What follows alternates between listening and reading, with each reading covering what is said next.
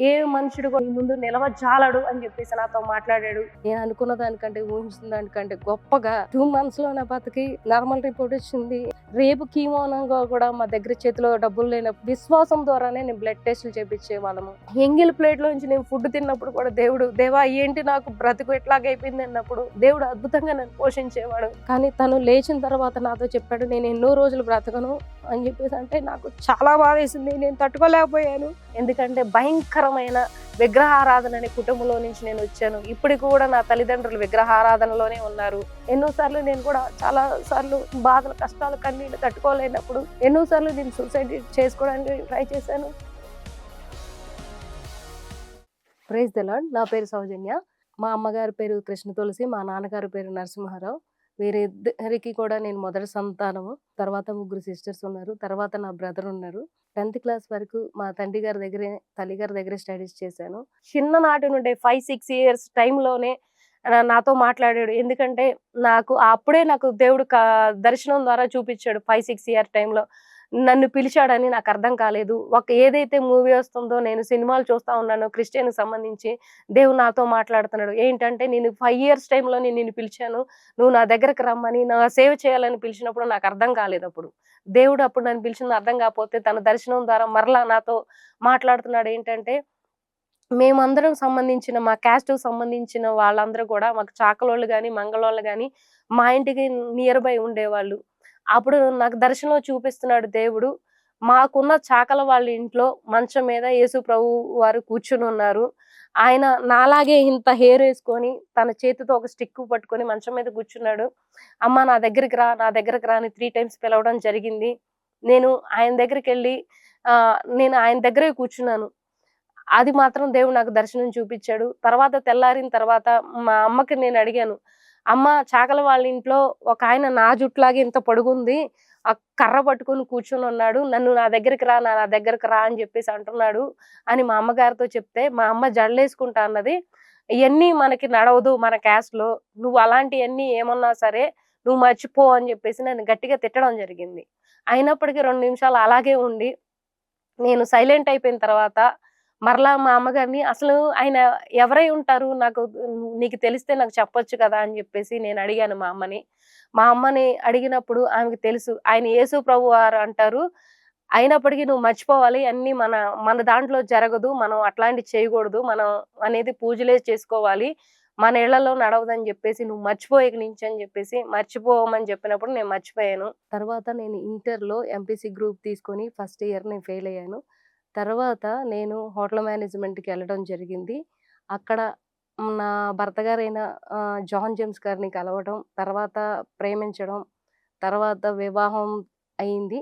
వివాహం అయిన తర్వాత నుంచి 1 year మేము చాలా హ్యాపీగా ఉన్నాము, సంతోషంగా ఉన్నాము.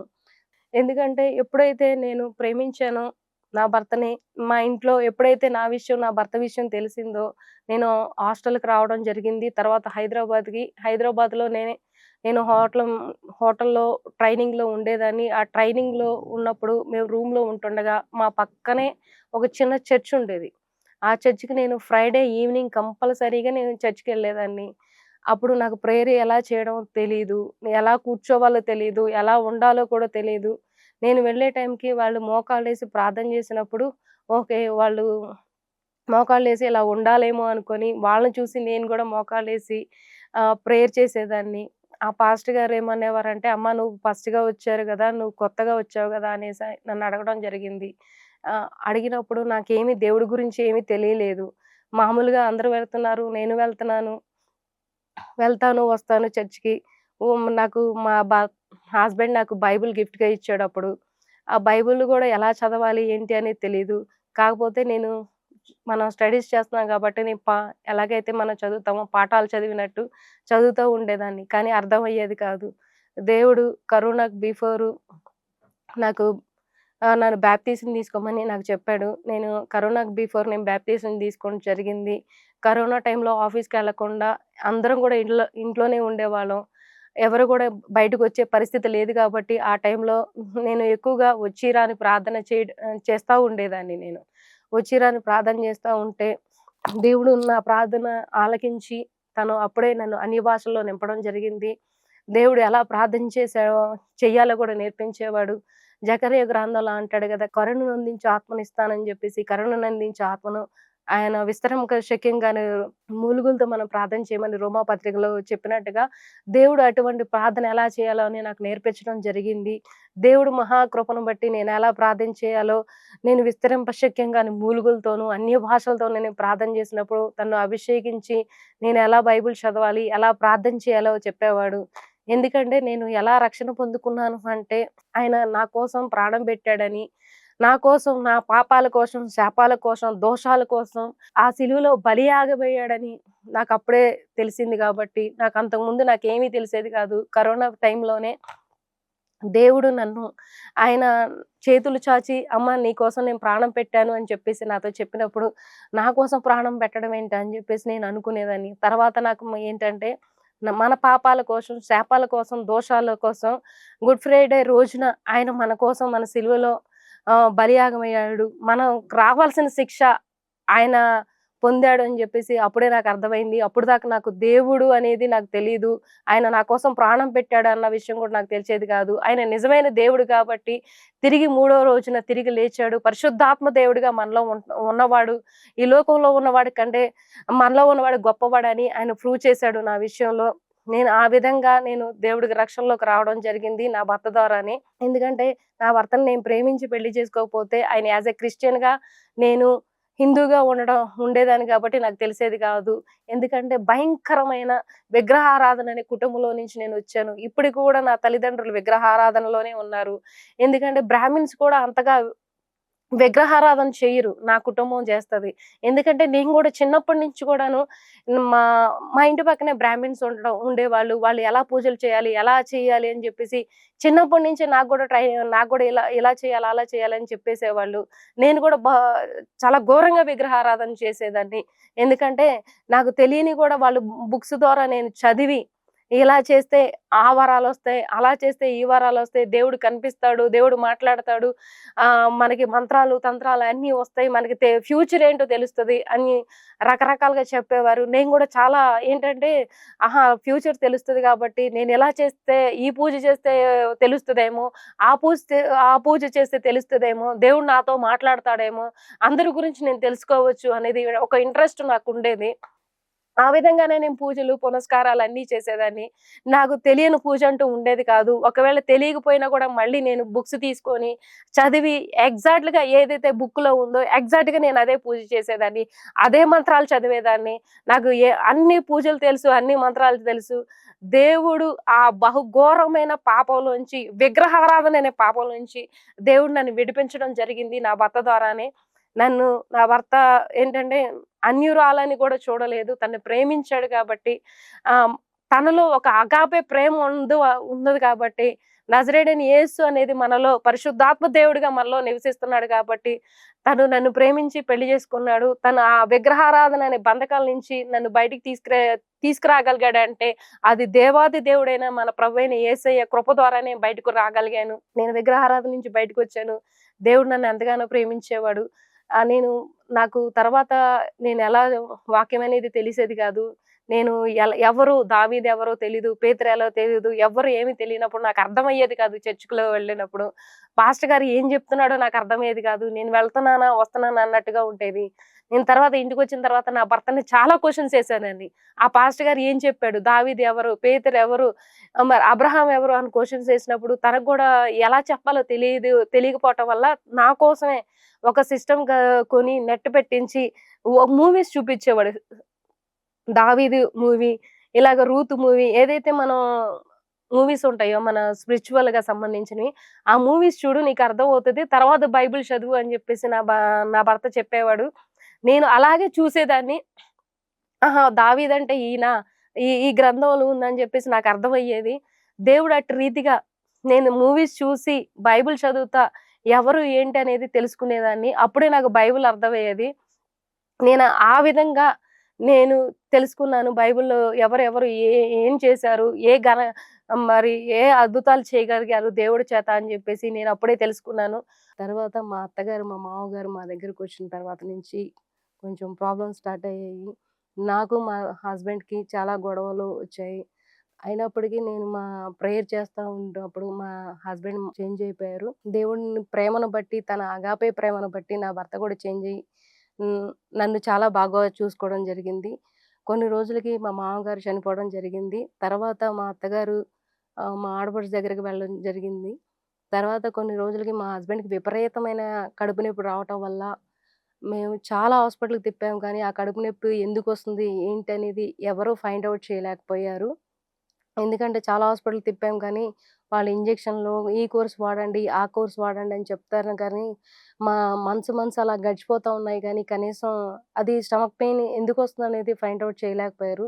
లాస్ట్ టైమ్ నా కొలీగ్స్ అయితే ఎక్కడా తగ్గట్లేదని మా కొలీగ్స్‌తో నేను షేర్ చేసినప్పుడు వారన్నారు, ఏ ఏజ్‌కి హాస్పిటల్‌కి తీసుకెళ్ళండి. అక్కడ గ్యాస్ట్రాలజీ అంతా కూడా మొత్తం ట్రీట్మెంట్ అంతా కూడా బావుంటది. ఒకసారి అక్కడ తీసుకెళ్ళి చూపించు అని చెప్పినప్పుడు నేను ఏఐజీ హాస్పిటల్‌కి తీసుకెళ్ళాను. ఏఐజీ హాస్పిటల్‌లో 1 వీక్ అడ్మిట్ చేసుకున్నారు వాళ్ళు. 1 వీక్ అడ్మిట్ చేసిన తర్వాత వాళ్ళు టెస్ట్‌లన్నీ తీసిన తర్వాత లాస్ట్‌కి వాళ్ళు ఏమి డిసైడ్ చేశారంటే, మీ హస్బెండ్‌కి పేగు సన్నగయిపోయింది. ఆ పేగు ఎక్కడి నుంచి సన్నగయిందో అది కట్ చేసి జాయింట్ చేయాలి. దానికి సర్జరీ చేయాలని చెప్పారు. సర్జరీ చేయాలని చెప్పిన తర్వాత మేము ఆలోచించుకొని సెకండ్ ఒపీనియన్ కూడా తీసుకొని తర్వాత మేము అడ్మిట్ చేసాము. తనకి స్టమక్ పెయిన్ కోసం, సర్జరీ కోసం. సర్జరీకి వెళ్ళినప్పుడు వాళ్ళు డాక్టర్ సర్జరీ చేసినప్పుడు లోపల గడ్డుందని చెప్పారు. ఆ గడ్డ ఏంటనేది తెలియట్లేదు మాకు. పైకి పంపిస్తాము. రిపోర్ట్స్‌లో ఏమని వస్తదో చూద్దామని చెప్పేసి వాళ్ళు ముందుగానే డౌట్ పడ్డారు క్యాన్సర్ అని చెప్పేసి. ముందైతే మేము పైకి పంపిస్తున్నాము. తర్వాత చూద్దామని జెప్పారు. సర్జరీ దేవుడి దయతో అద్భుతంగా జరిగింది. మేము 1 వీక్ హాస్పిటల్‌లో ఉండి, తిరిగి మళ్ళీ ఇంటికొచ్చాము.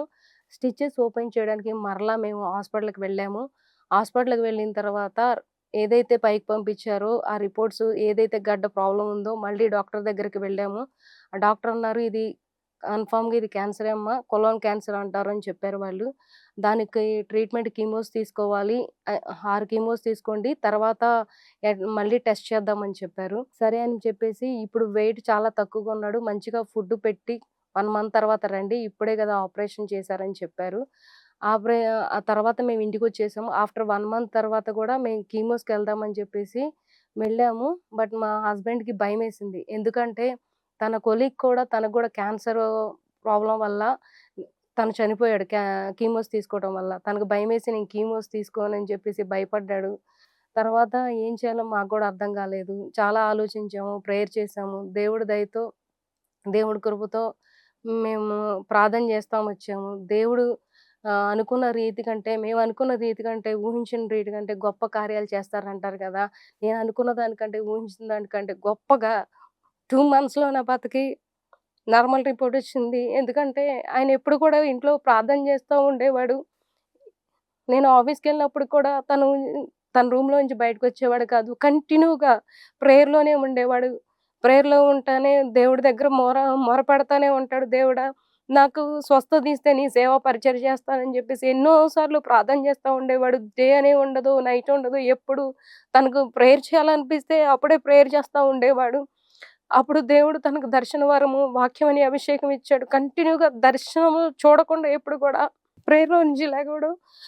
కంపల్సరీ దర్శనం చూసిన తర్వాత నాకు ఆ దర్శనం వచ్చింది, ఈ దర్శనం వచ్చింది. నాకు కంపల్సరీగా హీలింగ్ ఇస్తాడు దేవుడు. నేను బహుబలంగా వాడబడతాను. నాకెన్నో దర్శనాలు చూపిస్తున్నాడని జెప్పేసి ఎంతగానో నాకు తన దర్శనాలన్నీ నాకు ఎక్స్‌ప్లెయిన్ చేసేవాడు. నేను గూడా దేవుడు కంపల్సరీగా ఆయన యెహోవా రాఫా స్వస్థపరుస్తాడని జెప్పేసి నేను గూడా చాలా సంతోషించేదాన్ని.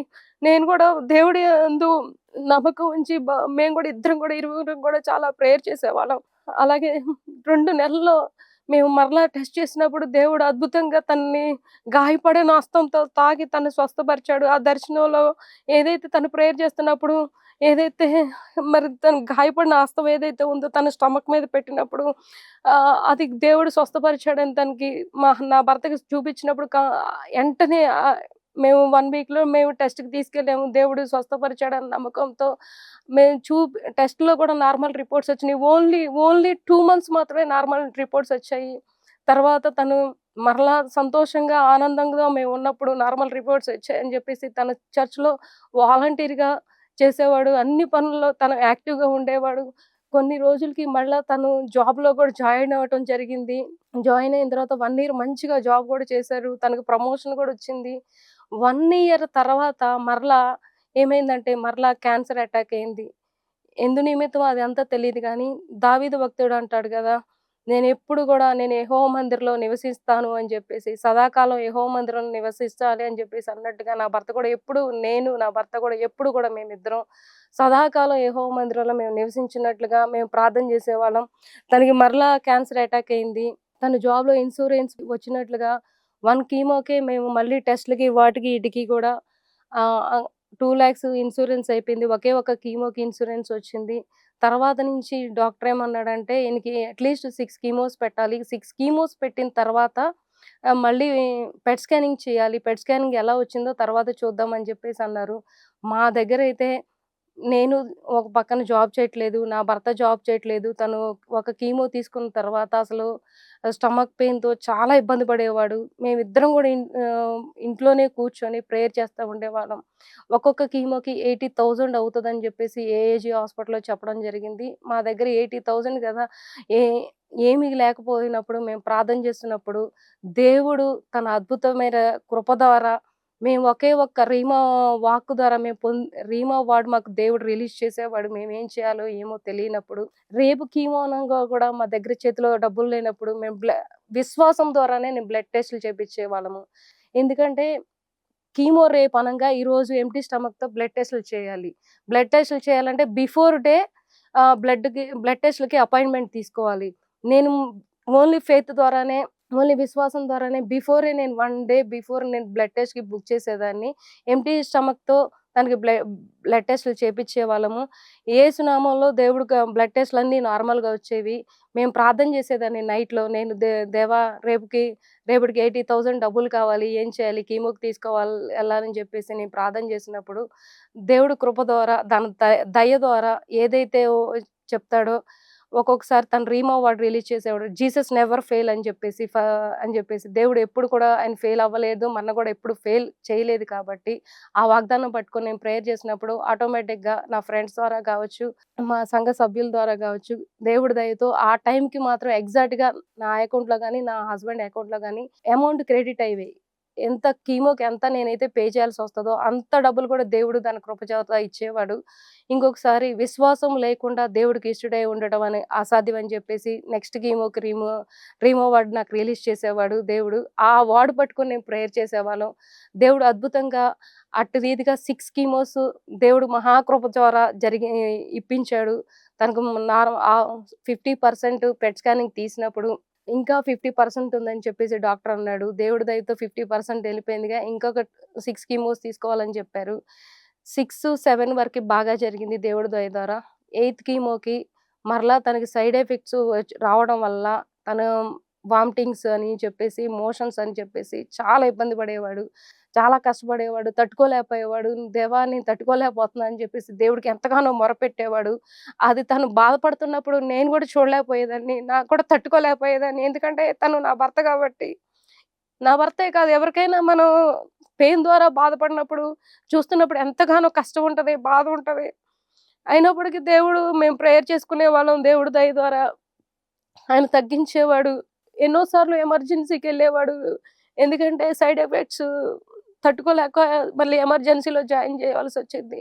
ఒకసారయితే దానికి స్టమక్ పెయిన్ విపరీతంగా ఉంది. తగ్గట్లేదని జెప్పేసి బీపీ లెవెల్స్ కూడా తగ్గట్లేదని జెప్పి డౌన్‌లో ఉన్నాయని ఒకసారి మేము మళ్ళా ఎమర్జెన్సీలో జాయిన్ చేసాము. ఎమర్జెన్సీలో జాయిన్ చేసిన తర్వాత దానికి బీపీ లెవెల్స్ మళ్ళీ నార్మల్ లెవెల్‌లోకి రావట్లేదు. లో బీపీలో ఉంటుంది. చే డాక్టర్స్ ఎంతగానో ప్రయత్నాలు చేశారు గానీ బీపీ మాత్రం పెరగట్లేదని జెప్పినప్పుడు నేను లేడీ డాక్టర్ మిడ్‌నైట్‌లో మేము అడ్మిట్ చేసాం మా మా హస్బెండ్‌ని. ఆమె బీపీ లెవెల్ పెరగట్లేదు. మీరు ఇంటికి ఇంత లో బీపీ ఇంకెప్పుడు నేను చూడలేదు. ఇంత లో బీపీ వచ్చిన వారిని బ్రతకడం కూడా నేను చూడలేదు అని చెప్పేసి ఆమె డాక్టర్ చెప్పినప్పుడు ఇంటికి తీసుకెళ్ళిపోండి. ఎంతసేపు బతుకుతాడో అంతసేపే మీరు సిలియన్స్ అయి పెట్టుకోండి అని చెప్పారు. మరి మా తమ్ముడు లైఫ్ చర్చ్‌లో నాకు ఒక బ్రదర్ నాకు మా డాక్టరే మా చర్చ్‌లో అబ్బాయే. ఆ అబ్బాయిని పిలిపించి, "ఇట్లా ఉంది అమ్మా, ఏమైందో నాకు అర్థం కావట్లేదు. ఒకసారి మాట్లాడమన్నప్పుడు" ఆ అబ్బాయితో కూడా ఆ డాక్టర్ అలాగే ఉంది. "ఇంత లో బీపీ ఉన్న వాళ్ళు ఎప్పుడు బతకడం చూడలేదమ్మా. మీ బ్రదర్‌ని మీరు తీసుకువెళ్ళిపోండి" అని చెప్పారు. నేను ఒకటే మాట అన్నాను. దేవుడు నాకు లోపల ఒక రీమో వార్డ్ రిలీజ్ చేస్తున్నాడు. ఊరికనే ఉండి చూడు, నువ్వు అద్భుతం చూస్తావని చెప్పేసి దేవుడు నాతో మాట్లాడినప్పుడు, నేను అదే వార్డ్ రిలీజ్ చేస్తా ఉన్నాను లోపల నుంచి.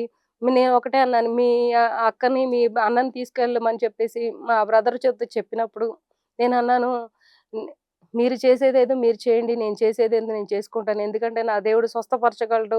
ఆయన యెహోవా రాఫా అని చెప్పేసి నేను ప్రార్థన చేసినప్పుడు ఆమె డాక్టర్ అన్నది, "మీ మీ అక్కకేమన్నా మెంటలా? ఇంకా ఇంత జరుగుతున్నా గూడా ఆమెకు అర్థం కావట్లేదు. ఈమెకేమన్నా పిచ్చా? ఇంటికి తీసుకెళ్ళిపో. డబ్బులు వేస్టు అమ్మా. నువ్వు ఎందుకు కట్టడం? మీరు తీసుకెళ్ళిపోండి" అన్నప్పుడు కూడా నేను ఒకటే అన్నాను. మీరు తీ మీరు నేను తీసుకెళ్ళి ఏం చేయాలి ఇప్పుడు ఇంటికి తీసుకెళ్ళి? ఇక్కడే ఉంచండి. తన ట్రీట్‌మెంట్ మీరు చేయాల్సింది మీరు చేయండి. నేను ప్రేయర్ చేసుకుంటాను. దేవుడు స్వస్థపరుస్తాడని చెప్పేసి నేను చెప్పాను. ఆ రోజు రాత్రంతా గూడా హాస్పిటల్‌లో ఉండడం జరిగింది. తెల్లారి మా కన్సల్టెంట్‌కి మళ్ళీ కీమో ఇచ్చే డాక్టర్‌కి నేను ఫోను జేశాను. ఫోను జేసినప్పుడు వాళ్ళు ఎంటనే నా దగ్గరకొచ్చి మా హస్బెండ్‌ని బీపీ లెవెల్ చెక్ చేసి ఎంటనే ఐసీయూకి షిఫ్ట్ చేశారు. ఐసీయూలో ఎన్నో ఇంజెక్షన్‌లు ఎన్నో పెట్టినప్పుడు గూడా బీపీ లెవెల్స్ అనేది పెరగలేదు.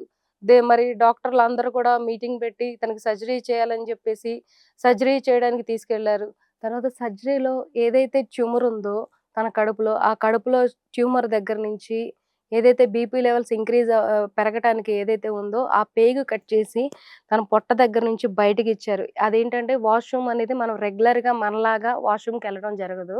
ఎందుకంటే పేగనేది బయటికిచ్చారు గాబట్టి, ఏదైతే పొట్టను కట్ చేసి ఇక్కడ ఇదే ఏరియాలో తనకు పేగనేది బయటికివ్వడం జరిగింది. వాష్‌రూమ్ అనేది మనకి నంబర్ 2 ఎలాగా వస్తదో వాష్‌రూమ్‌కెళ్ళినప్పుడు ఇక్కడ ఎక్కడైతే ఇచ్చారో ఈ ఏరియాలో అక్కడి నుంచే దానికి ఇలా సర్కిల్‌లాగా కట్ చేసేవాళ్ళు.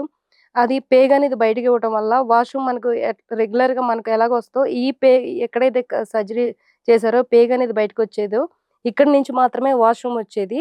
ఈ పేగుకి ఏంటంటే బ్యాగ్‌లాగుండేది. మీకు ఆల్రెడీ స్టోమా అంటే మీకు ఆల్రెడీ అర్థమవుతది. అది ఏంటంటే స్టోమా అంటే మీరు గూగుల్‌లో సెర్చ్ చేసినా కూడా తెలుస్తది. ఆ స్టోమా అనేది దానికి బ్యాగ్ ఉంటది. క్రీమ్స్ ఉంటది. ఆ స్టోమా గూడా ఈచ్ బ్యాగ్ చేంజ్ జేయడానికి క్రీమ్స్ అన్నీ యూజ్ చేయడానికి రూ. 2000 అవుతది. దేవుడు మళ్ళీ ఇప్పుడే ఈ కీమోస్‌కే సరిపోవట్లేదని నేను బాధపడినప్పుడు, ఈ స్టోమాకి గూడా ఎవ్రీ బ్యాగ్స్‌కి వీటికి గూడా 2000 ప్రభా అని నేను ప్రార్థన జేసినప్పుడు, దేవుడు అద్భుతంగా ఎన్నో రకాలుగా హెల్ప్ చేస్తా వచ్చేవాడు. దేవుడు ఎంతో ఇదిగో నూతన క్రియ చేయబోతున్నాను. అది ఇప్పుడే మొలుచును. మీరు దానిలో నుంచి మీరు ఆలోచింపరా అని జెప్పేసి నాతో మాట్లాడారు. ఎడారుల్లో నదులు ప్రవహింపజేస్తానన్న దేవుడు, అరణ్యములో మన కోసం దారులు సరళం చేస్తానన్న దేవుడు అని చెప్పేసి నాకు వాక్యం ద్వారా మాట్లాడాడు. దేవుడు అద్భుతంగా ఏదైతే రీమా అవార్డ్ రిలీజ్ చేస్తాడో ఆ వాక్యం ద్వారానే, ఆ శక్తి ద్వారానే దేవుడు సర్వశక్తిమంతుడు కాబట్టి, ఆ సర్వశక్తిమంతుడైన నజరేయుడైన యేసు నామంలో ఆ వాక్యం ద్వారానే నాకు ఆల్ డోర్స్ ఓపెన్ అయ్యాయి. దేవుడు అన్ని విషయాల్లో నాకు సపోర్ట్ చేసేవాడు, హెల్ప్ చేసేవాడు. మా హస్బెండ్‌కి అద్భుతంగా సర్జరీ చేయడం జరిగింది. ఇంటికి తీసుకురావడం జరిగింది. మొత్తం తన రీమా వార్డ్ ద్వారానే 21 కీమోస్ తీసుకున్నారు మా హస్బెండ్. 21 కీమోస్‌లో కూడా దేవుడు ఎన్నో సార్లు ఎమర్జెన్సీకి తీసుకెళ్లారు. ఐసీయూకి 2 టైమ్స్ తీసుకెళ్లారు. ఒకసారేమో సర్జరీకి జరిగింది. ఒకసారేమో బ్లడ్ మోషన్స్ అవ్వడం వల్ల మరలొకసారి మళ్ళీ ఐసీయూకి తీసుకెళ్ళాము. దేవుడు మహాకృప చేత మరలా తను ఐసీయూకి తీసుకెళ్ళినప్పటికి ఎన్నో సార్లు ఎమర్జెన్సీకి లెక్కలేనన్ని సార్లు ఎమర్జెన్సీకి తీసుకెళ్లారు. అయినా గూడా తన కృప చేత తన బాహువు చేత తన బాహుబలం ఎప్పుడు తక్కువ కాలేదు కాబట్టి దేవుడు అద్భుతంగా నా భర్తను కాపాడుతా వచ్చారు. మా మా ప్రార్థన ఆలకించేవాడు. తన దయ మా మీద ఎప్పుడు ఉండేది. దేవుడు అంటాడు గదా! మీరు మనుషుల దయ అందును, దేవుడు దయ అందును ఉండాలని జెప్పేసి. ఒక పక్కన మనుషుల దయ, ఒక పక్కన దేవుడు మహాకృప, దయ ఉండేది మా ఇద్దరి మీదను. ఎవ్వరికీ అయినా సరే మేము ఈ పరిస్థితిలో ఉన్నామని దేవుడు మాకు కృప చేతనే మమ్మల్ని ఆవరించి మమ్మల్ని ఎప్పుడు కూడా మేమెప్పుడు బాధపడకుండా బాధొస్తూ ఉండేది నాకు ఒక్కొక్కసారి. మేము కృంగిపోయేవాళ్ళం. కానీ ఆయన రీమా అవార్డ్ ద్వారా మమ్మల్ని బ్రతికించేవాడు, ఆదరించేవాడు, ప్రేమించేవాడు. అలా 21 కీమోస్ తీసుకోవడం జరిగింది. 21 కీమోస్ తీసుకున్న తర్వాత దేవుడు ఇది గుడ్ ఫ్రైడే బిఫోర్ గురువారం రోజు 1 డే బిఫోర్ గూడా దేవుడు ఏమవుతుంది ఏమైందంటే నా భర్తతో నాతో మాట్లాడాడు. గుడ్ ఫ్ర ఇంకొక 5 డేస్ మాత్రమే బ్రతుకుతాడని నా దేవుడు నాతో మాట్లాడాడు. నా భర్తతో కూడా "నువ్వు ఎన్నో రోజులు బ్రతకమని" చెప్పాడు. ఆ రోజు నైటే మాట్లాడిన తర్వాత నేనేమి మాట్లాడలేదు. నా భర్త మళ్ళీ కృంగిపోతాడేమో అని చెప్పేసి నేనేమి మాట్లాడలేదు. కానీ తను లేచిన తర్వాత నాతో చెప్పాడు, "నేను ఎన్నో రోజులు బ్రతకను" అని చెప్పేసి అంటే నాకు చాలా బాధేసింది. నేను తట్టుకోలేకపోయాను. నేను నాకు నాకు చూపించిన దర్శనాన్ని కూడా నేను తనకు చెప్పలేక తను బాధపడతాడేమో అన్న విషయంతో నేనెప్పుడూ గూడా తను కృంగదీసే మాటలు నేనెప్పుడు చెప్పేదాన్ని కాదు. విశ్వాసంలో తగ్గిపోతాడేమో అని చెప్పేసి నేను చెప్పేదాన్ని కాదు. అయినప్పటికీ నేను చాలా ఏడ్చేసాను ఆ రోజు. తట్టుకోలేకపోయాను. నా భర్తని ఆయనకు కూడా చెప్పాడా, నాకు కూడా చెప్పాడా, ఇదేంటి చాలా ఇదిగా ఉందని చెప్పేసి నేను చాలా బాధపడతా ఏడుస్తూ ఉన్నప్పుడు మా పాస్టర్ గారిని, మా పాస్టమ్మ గారిని పిలవమన్నారు. ఆ రోజు పాస్టర్ గారు వచ్చారు. ఆ రోజు సండే కాబట్టి వారు చర్చ్ అయిపోయిన తర్వాత వారొచ్చి నా భర్తకి మాకు ప్రేయర్ చేసి వెళ్లారు. ఎగ్జాక్ట్‌గా 5 డేస్ ఏదైతే ఉందో 5 డేస్ కరెక్ట్‌గా ఎగ్జాక్ట్‌గా ఆ 5 డేస్ లోపల దేవుడు తనని తీసుకోవడం జరిగింది. తీసుకోవడం తర్వాత కూడా మీరనుకోవచ్చు, చనిపోయిన తర్వాత ఇదేం సాక్ష్యం అనుకోవచ్చు కానీ, కానీ దావీదు భక్తుడు అంటాడు గదా! 23 కీర్తనలో సదాకాలం నేను యెహోవా మందిరంలో నివసిస్తానన్నట్టుగా. మనం ఏంటంటే టెంపరరీగా మనం వచ్చాము. మనం యాత్రికుల్లాగా వచ్చాం కాబట్టి తండ్రి ఇంటికి చేర్చబడ్డాడు. ఓన్లీ కేర్ ఆఫ్ అడ్రెస్ మాత్రమే చేంజ్ అయిందని నేను అనుకుంటున్నాను. మళ్ళీ నేను తిరిగి నా భర్తను కలుసుకుంటాను. నేను సంతోషిస్తాను తనతో పాటు. సదాకాలం దేవుడితో ఉంటాము. దేవుడితో ఉంటాం కాబట్టి, తర్వాత ఏమైందంటే నా భర్త గారు చనిపోయిన తర్వాత నన్ను ప్రేమించే వాళ్ళు లేరు. నన్ను ఆదరించే వాళ్ళు లేరు. ఎందుకంటే మా ఇద్దరిది వివాహం అనేది లవ్ మ్యారేజ్ కాబట్టి నా తల్లిదండ్రులు ఇలా వదిలేశారు. నా అత్తమామలు అలా వదిలేశారు. తర్వాత నేను ఒంటరిదాన్నయిపోయాను. చనిపోయిన రోజు ఫస్ట్ డే, సెకండ్ డే నన్ను చూసుకోవడానికి మా పాస్టమ్ గారు వేరే ఆంటీతో మాట్లాడి 2 డేస్ నా దగ్గర ఉంచారు. తెల్లవారితే సండే కాబట్టి అందరూ ఈస్టర్‌కి మేము చర్చ్‌కెళ్ళాలని చెప్పేసి, మేము ఈరోజు రావడం జరగదు. నీ దగ్గర ఉండటానికి జరగదన్నప్పుడు మా పాస్టమ్ గారు ఎంతో బాధపడ్డారు. నేను బాధపడ్డాను. ఎందుకంటే నేను వేరే వాళ్ళు ఎవరైనా ఉంచుతానమ్మా. లేకపోతే వేరే వాళ్ళ ఇంటికి ఎవరినైనా పంపిస్తానన్నప్పుడు, లేదు అక్క నేను ఒక్కదాన్నే ఉంటాను. ఎన్ని రోజులని ఒకళ్ళ ఇంట్లో ఉంటాము. ఎన్ని రోజులు ఉంటాను. కాదు నన్ను నేనే సెట్ చేసుకుంటానని జెప్పేసి, నేనున్నప్పుడు చాలా నేను బాధపడేదాన్ని. దేవా! నేను అనాథనయిపోయాను. నాకెవరు లేకుండా అయిపోయింది. నా పరిస్థితి ఏంటని నేను ప్రార్థన చేసేదాన్ని. దేవుడు తన కృప చేత నన్ను ఆవరించేవాడు. తను బలపరిచేవాడు. నేనున్నాను అని చెప్పేవాడు. నీ పక్కనే ఉన్నానని ఎన్నో సార్లు తన మాట ద్వారానే, తన రీమా వాక్ ద్వారానే నన్ను బలపరుస్తూ వచ్చేవాడు. నన్ను ఆదరించేవాడు. "నువ్వు నా కుమార్తెవు" అని చెప్పేసి, "నేనున్నాను కదా" అని భయపడకు, దిగులు పడకము, జడియకు అని చెప్పేసి దేవుడు నన్ను ఎప్పుడు తన ప్రేమ ద్వారానే నన్ను మాట్లాడుతూ వచ్చేవాడు. ఎన్నో సార్లు, ఎన్నో వాక్యాల ద్వారా నాతో మాట్లాడుతూ వచ్చి నన్ను బలపరిచాడు. ఏ తల్లిదండ్రులైనా భర్త చనిపోయినప్పుడు తన బిడ్డ దగ్గరే ఉంటారు అని చెప్పేసి అంటారు. కానీ నాకు ఎవరు తల్లి, తండ్రి నన్ను వదిలేశారు కాబట్టి దేవుడు ఒకే మాట మాట్లాడాడు. తల్లిలా లాలించేది నేనే, తండ్రిలా ప్రేమించేది నేనే కాబట్టి నేనే నీ తల్లి, నీ తండ్రి అని దేవుడు నాతో మాట్లాడడం జరిగింది. ఆయనే తల్లి అయ్యి, తండ్రి అయ్యి నన్నెప్పుడు కూడా నన్ను అరచేతిలో చెక్కుకొని నన్ను ప్రతి క్షణం కూడా కాపాడుతూ వచ్చేవాడు. ప్రతి విషయంలో నాకు తోడున్నాడు. ఎవరికి కూడా భర్త చనిపోయినప్పుడు తల్లిదండ్రులు పక్కన ఉంటారంటారు కానీ, నాకెవరూ లేరు. ఆయనే తల్లి, తండ్రి కాబట్టి ఆయనే నన్ను చూస్తూ వచ్చేవాడు ప్రతి విషయంలోను. మా చర్చ్ నంబర్స్ మా పాస్టర్ గారు, మా పాస్టమ్మ గారే నన్ను చూస్తా వచ్చారు. దేవుడు మా భర్త గారు తన పరలోకంలో తీసుకున్న తర్వాత 11 డేస్ మీటింగ్ కూడాను అద్భుతంగా నా మహిమార్థమే జరిగింది. నా సంఘ సభ్యులు, మా పాస్టర్ గారు, మా పాస్టమ్మ గారు అందరూ వచ్చారు. అద్భుతంగా జరిగింది. ఎంతో అద్భుతంగా జరిగినందుకు నేను సంతోషించాను. తర్వాత 2 మంత్స్‌కి నాకు మరలా నేను జాబ్‌లో జాయిన్ అవ్వడం జరిగింది. జాబ్‌లో జాయిన్ అయ్యాను. నా భర్తని మర్చిపోలేక నేను డే టైమ్‌లో ఎంతగానో నేను బిజీగా ఉండాలని ప్రేయర్ చేసేదాన్ని. నా మైండ్ బిజీగా ఉండాలి ప్రభువా అని ప్రేయర్ చేసేదాన్ని. నైట్ అంతా కూడా నాకు ఒక్కదాన్నే ఉండేదాన్ని కాబట్టి నాకు నిద్రొచ్చేది కాదు. తను ఎప్పుడు గుర్తొచ్చేవాడు. నేను బాగా ఏడ్చేదాన్ని. దావీదు అంటాడు కదా! నా పరుపు కొట్టుకొని పోతుంది అన్నట్లుగా అంత సైటు నేను ఏడ్చేదాన్ని. దేవుడు కూడా నన్ను ఓదార్చేవాడు గానీ, నా బాధ మాత్రం లోపల నుంచి పోయేది కాదు. దేవుడు నా బాధను చూడలేక నా భర్త చనిపోయి ఇప్పటికి 1 ఇయర్ అవుతుంది. లాస్ట్ మంత్ మాత్రమే ఫిబ్రవరి మంత్‌లో మాత్రమే నాతో మాట్లాడాడు. "ఇంక నువ్వు చాలా ఎక్కువ ఏడుస్తున్నావు. నువ్వు ఇంక మర్చిపోవాలని" జెప్పేసి నాతో మాట్లాడాడు. నేనన్నాను దేవుడిని, "నేనెలా మర్చిపోతాను ప్రభువా? ప్రేమ పెట్టింది నువ్వు. నీ వల్లే సమస్తం సాధ్యం గదా! నాతో ఏమవుతది? నా వల్ల కాదు. నేనెలా మర్చిపోగలను" అని చెప్పేసి నేను దేవుడిని అడిగాను. దేవుడన్నాడు, "ఆ క్షణం నుంచి నువ్వు మర్చిపోవాలి" అని చెప్పేసి దేవుడు మాట ఏదైతే ఆయన చెప్పాడో, ఆ మాట ద్వారానే ఆ క్షణం నుంచి నా నా భర్త మీద ఉన్న ప్రేమను తీసివేశాడు. నువ్వు దేవుడి సేవలో ఉండాలి. నువ్వు నాకు దేవుడి సేవలో బహుబలంగా వాడబడాలి. నేను చెప్పినట్టు చేయన్నప్పుడు ఈ సాక్ష్యాలు తీయడం జరుగుతుంది. నా భర్త ఎంతగానో ప్రేయర్ చేసేవాడు కాబట్టి, తన సాక్ష్యాన్ని, నా సాక్ష్యాన్ని బయటికి తీసుకురావాలని దేవుడు నాకు ప్రేరేపణ ఇవ్వడం జరిగింది. అందువల్లనే ఈ సాక్ష్యాలు తీస్తున్నాం. ఎందుకంటే నేను అన్య కుటుంబం నుంచొచ్చాను. నేను మొదటి సంతానం కాబట్టి దేవుడు నన్ను ఏర్పరచుకున్న విధానాన్ని బట్టి దేవుడికి కోటాను కోట్ల స్తోత్రాలు చెల్లిస్తున్నాను. నేను అన్య భాషలతో నింపబడ్డాను. దేవుడు ప్రతి విషయంలో గూడా నాతో మాట్లాడుతా వచ్చేవాడు. తన దర్శనాల ద్వారా గాని, కలల ద్వారా గాని డైరెక్ట్‌గా ఒక్కొక్కసారి నాకు దర్శనాలు కనపడతా ఉండేవి. నాకు నేను చూస్తా ఉండేదాన్ని. వాటిని బంధించడం జరిగేది. ఒక్కోసారి విపరీతమైన పాములు గాని ఇంకా ఘోరంగా నాకు దర్శనాలు కనిపించినప్పుడు బంధించేదాన్ని. అవి దేవుడు కృప ద్వారా వెళ్ళిపోయేది. దేవుడు నా వివాహం అయిన తర్వాత మా అత్తగారు, మా మామ గారి దగ్గర ఉన్నప్పుడు కూడా నేను ఎన్నో ప్రాబ్లమ్స్ ఫేస్ చేస్తా వచ్చాను. ఆ ప్రాబ్లమ్స్‌తో నేను ఒకసారి అడిగాను, "దేవా నేను తట్టుకోలేకపోతున్నాను, భరించలేకపోతున్నాను. నా వల్ల కావట్లేదు. ఏంటి ఈ బాధ? నాకేనా? ఇంకెవరికైనా ఉంటాయా? ఎందుకు నన్ను ఇలా నేను తట్టుకోలేనప్పుడు తీసుకెళ్ళొచ్చు కదా!" అని చెప్పేసి చంపేయొచ్చు కదా! అని నేను అడిగేదాన్ని. అడిగినప్పుడు దేవుడు ఏమన్నాడంటే ఒకే ఒక్క మాట, "నువ్వు ఆల్రెడీ చచ్చిపోయావు గదా!" అన్నాడు. నేను చచ్చిపోవడం ఏంటి? ఆల్రెడీ నేను బ్రతికే ఉన్నానుగా ప్రభా! నువ్వెందుకు అలా మాట్లాడుతున్నావంటే, "నువ్వు ఆల్రెడీ బాప్తిజం తీసుకున్నప్పుడే చచ్చిపోయావు.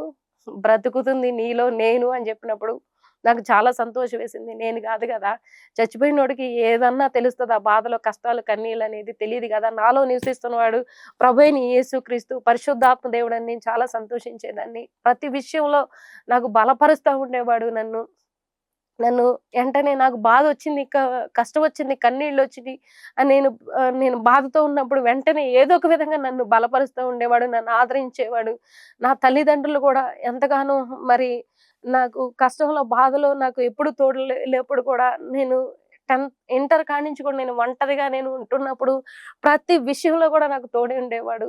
నేను హైదరాబాద్‌లో కొత్తగా వచ్చినప్పుడు నేను ఒక్కదాన్నే వచ్చినప్పుడు, నాకు తినటానికి తిండి కూడా లేనప్పుడు, నేను జాబ్ చేస్తున్నప్పుడు, నాకు ఆకలితో స్టమక్ పెయిన్ వచ్చినప్పుడు కూడాను, నేను అల్లాడిపోయినప్పుడు కూడా, నేను ఎంగిలి ప్లేట్‌లోంచి నేను ఫుడ్ తిన్నప్పుడు కూడా దేవుడు, "దేవా ఏంటి నాకు బ్రతుకు ఇట్లాగైపోయింది" అన్నప్పుడు దేవుడు అద్భుతంగా నన్ను పోషించేవాడు. ఎంతో మందికి నేను ఫుడ్ పెట్టేలాగా చేసింది దేవుడు. ఒకప్పుడు పెంట కుప్పల మీద నుంచి నన్ను లేవనెత్తుతానన్నట్టుగా దేవుడు నన్ను లేవనెత్తాడు.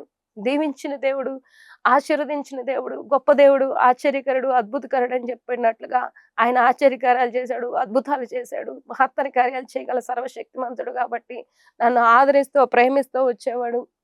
ఏ విషయంలో కూడా నన్ను వదిలిపెట్టలేదు. నన్ను తల్లి మరిచినా, తండ్రి విడిచినా నేను విడవను ఎడబాయనన్నట్లుగా ఎవ్వరు నన్ను వదిలేసినా కూడా ఆయన నన్నెప్పుడు కూడా విడవలేదు, ఎడబాయలేదు. ప్రతి విషయంలో తన తోడున్నాడు. నా భర్త చనిపోయినప్పటికీ కూడాను ఆయనే నాకు తండ్రి అయి, తల్లి అయి, సమస్తమై నాతో ఎల్లప్పుడూ ఉంటున్న దేవుడు. సదాకాలం నాతో ఉంటానని మాథ్యూ చాప్టర్ 28లో అన్నట్టుగా నాతో ఎప్పుడు కూడా నాతో ఉంటా అన్నాడు. నన్ను నడిపిస్తున్నాడు తన ఆత్మతో నింపి. ఏ విషయంలో కూడాను నాకు ఏమాత్రం తక్కువ చేయలేదు. తన మహాకృప ద్వారా, నా ద్వారానే మరి నేను కృంగిపోకుండా, కృశించిపోకుండా, నేను బాధపడకుండా, భయపడకుండా ఎల్లప్పుడూ నాలో ఉండి, తన ప్రార్థన ఆత్మతో ఎప్పుడు నింపేవాడు. వాక్యం ద్వారా నాతో మాట్లాడేవాడు. ఎన్నో అద్భుతాలు, ఆశ్చర్యకరాలు చేసేవాడు నా పట్ల. ఎందుకంటే 21 కీమోస్‌లో నా భర్తకి 25,00,000 మేము ఖర్చు చేయడం జరిగింది. 25,00,000 కూడా తన మహాకృప చేతనే నాకిచ్చాడు. నన్ను అప్పులనే బంధకాల నుంచి విడిపించగల సర్వశక్తిమంతుడని నేను ప్రార్థన చేసి వచ్చాను కాబట్టి ఆయన కృప చేతనే ప్రతి విషయంలో నాకు తోడుండి నడిపించాడు. తను ఆవరిస్తా ఉండేవాడు నన్ను. నేను నా భర్త పోయినప్పుడు నన్ను ఎవరు కూడా ఆదరించలేదు, ప్రేమించలేదు. ఒక్కదాన్నే నేను ఇంట్లో ఉండేదాన్ని కాబట్టి, ప్రతి విషయంలో కూడా ప్రభా దేవుడు నన్ను ఆవరించేవాడు. తను ప్రేమతో నన్ను ప్రతి విషయంలో తన మాట ద్వారా నన్ను విడిపించేవాడు. ఎందుకంటే నా భర్త చనిపోయినప్పుడు కూడా ఎవరు నాకు తోడు లేనప్పుడు మా పాస్టరమ్మ గారు ఒకటే ఒక మాట మాట్లాడింది. ఎందుకంటే "నువ్వు ఇంట్లో ఉండొద్దు. నా భర్త చనిపోయిన తర్వాతనే చర్చికి రమ్మని" ఆమె చెప్పడం జరిగింది. నేను మహా కృపను బట్టి అందరూ ఏమనుకుంటారో అని నేను భయపడుతున్నప్పుడు, ఆమె ఎవరేమనుకుంటారో నీకెందుకు, నేను పిలుస్తున్నాను కదా! నువ్వు రా అన్నప్పుడు నేను గుడ్ ఫ్రైడే రోజు నా భర్త గారు గుడ్ ఫ్రైడే బిఫోర్ గురువారం చనిపోవడం జరిగింది. నేను శుక్రవారం నుంచి చర్చికి వెళ్ళాను.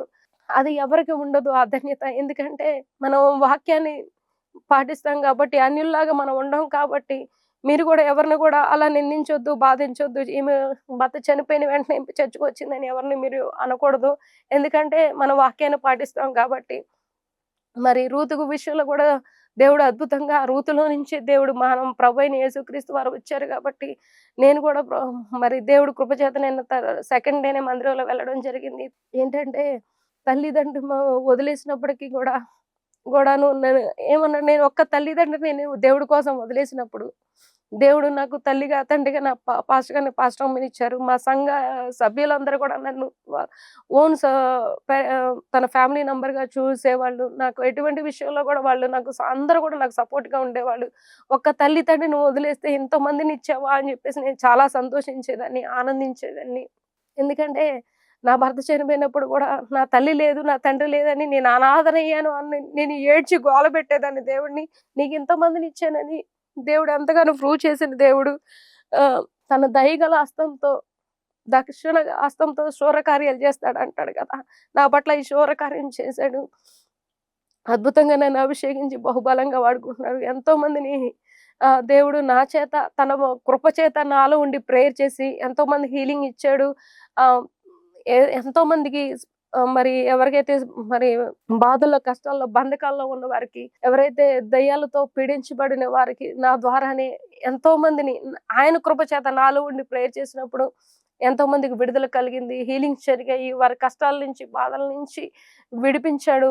ఆయన కృప చేతనే. నాలో ఏమీ లేదు. నేనెప్పుడు ఒకటే అనుకుంటాను, ఐయామ్ జీరోలా దేవా! నువ్వే నాలో ఉన్నావు కాబట్టి, నువ్వే చేస్తున్నావు కాబట్టి నేను జీరో. నీ దయ లేకపోతే నేను దేనికి పనికిరాను. నేను వేస్ట్ అని చెప్పేసి అనుకుంటా ఉండేదాన్ని. నిజమే కదా! ఆయన మనలో ఉన్నాడు కాబట్టే మనకి వాల్యూ. ఆయన పరిశుద్ధాత్మ దేవుడుగా మనం లేకపోతే మనం దేనికి పనికిరాము. వేస్ట్ కాబట్టి మనలో ఉన్నవాడు లోకంలో ఉన్నవాడు గొప్పవాడని ఆయన వాక్యం సెలవిస్తుంది కాబట్టి, ఆయన వాక్యం లేకపోతే, ఆయన రీమా వర్డ్ లేకపోతే, పరిశుద్ధాత్ముడు మనలో లేకపోతే వ్యర్థం కదా! మరి ప్రసంగి అంటాడు గదా! సూర్యుని క్రింద నివసించి ఉన్నది ప్రతి ఒక్కటి వ్యర్థం అంటాడు గదా!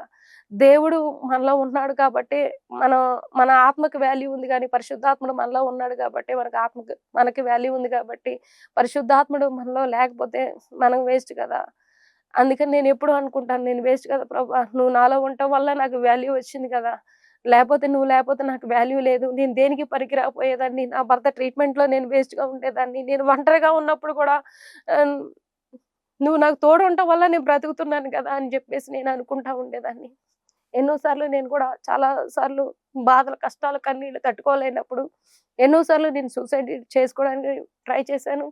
ఒకరోజైతే ట్రైన్‌కి కింద పడి చనిపోదాం అనుకున్నాను.